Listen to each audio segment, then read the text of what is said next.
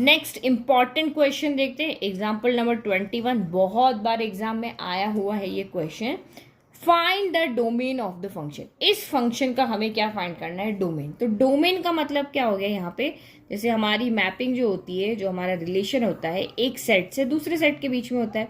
तो ये जो होता है पहला सेट, जहाँ से हम x की वैल्यू इनपुट डालते हैं, यहाँ से हम x की वैल्यू क्या करते हैं, पुट करते हैं। तो ये हमारा यानी कि यहाँ से इनपुट होता है, वो हमारा होता है डोमेन।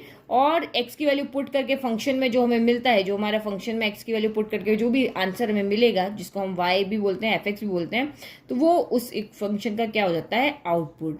तो ये जो आउटपुट होता है उसको हम यहाँ पे रेंज कहते हैं, और जो इनपुट होता है उसको हम यहाँ पे डोमेन कहते हैं। तो आपको ये कह रहा है कि डोमेन बताओ। डोमेन बताओ मतलब हम x की जगह पे कौन कौन सी वैल्यू यहाँ पे डाल सकते हैं, वो ये भी ब्लैंक है ना, ये हमें निकाल करके बताना है। तो देखो ये फंक्शन क्या है आपका, P/Q फॉर्म में। ये फंक्शन जो है वो आपका क्या है, P/Q फॉर्म में। और हमें पता है कि एक फंक्शन को अगर हमें बना करके रखना है तो इसका मतलब उसका जो डिनोमिनेटर है वो कभी भी जीरो नहीं होना चाहिए। डिनोमिनेटर कभी भी जीरो नहीं होना चाहिए। जो भी इस तरह का फंक्शन आता है तो बस आप यहाँ पे देख लो कि ऐसी कौन सी वैल्यू है जहां पे डिनोमिनेटर आपका जीरो आ रहा है, तो उन वैल्यू को हटा करके हम सारे रियल नंबर यहाँ पे पुट कर सकते हैं। तो इसका मतलब आपने क्या समझा कि हमारा भाई इस तरह का फंक्शन है, अगर हमें डोमेन निकालना है तो हमें सिर्फ वो वैल्यू नहीं देखनी है जहां पे ये डिनोमिनेटर जीरो हो जाए, क्योंकि समथिंग अपॉन जीरो क्या हो जाता है, अनडिफाइंड हो जाता है, जिसको हम इन्फिनिटी भी कहते हैं। तो बस वो अनडिफाइंड की कंडीशन नहीं आनी चाहिए, वो हमें हटानी है। तो क्यू जीरो नहीं होना चाहिए, यानी कि x² - 5x + 4 है वो आपका नॉट इक्वल टू जीरो होना चाहिए। तो इसको सॉल्व करो भाई, ये क्वाड्रेटिक इक्वेशन है तो हम x की वैल्यू निकाल लेते हैं। यहाँ से हमें दो वैल्यू मिलेगी, क्योंकि क्वाड्रेटिक इक्वेशन के सोल्यूशन दो ही आएंगे आंसर। तो वो दो वैल्यू हम देखते हैं जहाँ पे ये फंक्शन आपका जीरो बन रहा है।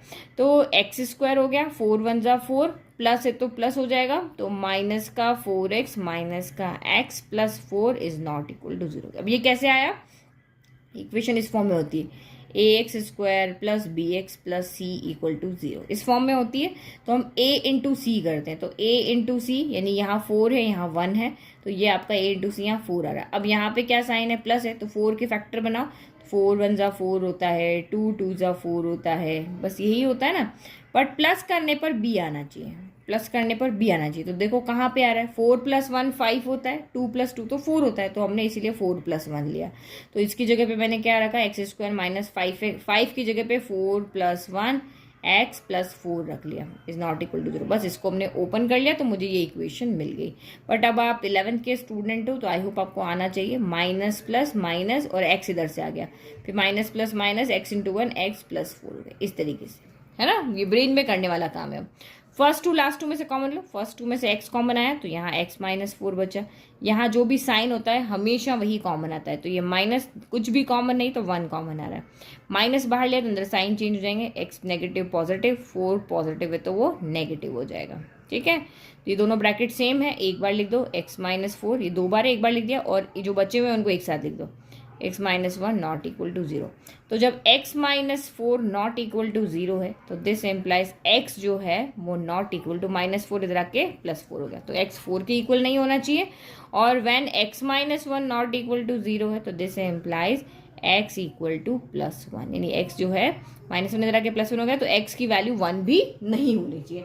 इन दो वैल्यू, सिर्फ इन दो वैल्यू पे ये आपकी अनडिफाइंड कंडीशन आ रही है। अदरवाइज आप x की कोई भी वैल्यू रख लो, सब जगह पे ये आपका यहाँ पे आपको डोमेन मिल जाएगा। मतलब सिर्फ आप 4 नहीं रख सकते, आप 1 नहीं रख सकते, अदरवाइज आपकी जो मर्जी रखो, 2 रखो, 3 रखो, 1/2 रखो, आप यहाँ पे 0 रखो, आप नेगेटिव में वैल्यू रख लो, -2 रख लो, कोई भी रख लो, सिर्फ आप 4 और 1 यहाँ पे नहीं रख सकते। तो फिर इसका मतलब डोमेन क्या हो गया, तो डोमेन इसका मतलब हो गया कि सारे रियल नंबर रखो इन दोनों को छोड़ करके, ठीक है। तो लिख दिया, the function f is defined for all real numbers accept x = 4 and x = 1। तो हम डोमेन यहाँ पे क्या हो जाएगा भाई, r में से इसको 1 और 4 को सब्ट्रैक्ट करो, this is your domain. Domain आपका क्या हो गया, हम सारी रियल वैल्यू एक्सेप्ट करेंगे 1 और 4 को छोड़ करके, ये आपका यहाँ पे क्या हो गया, डोमेन हो गया। इजी क्वेश्चन है बट मोस्ट रिपीटेड क्वेश्चन है, मोस्ट इंपॉर्टेंट क्वेश्चन है, इतना कुछ टफ आपको नहीं लग रहा। तो आपने यहाँ से कंसेप्ट बना लेना है कि जब भी पी अपॉन क्यू की फॉर्म में कोई भी इक्वेशन आती है और हमें डोमेन पूछते हैं तो बस डिनोमिनेटर को देख लो कि वो कहाँ पे जीरो हो रहा है, उसको रियल वैल्यू में से हटा लो, this is your domain, this will be your domain. Thank you.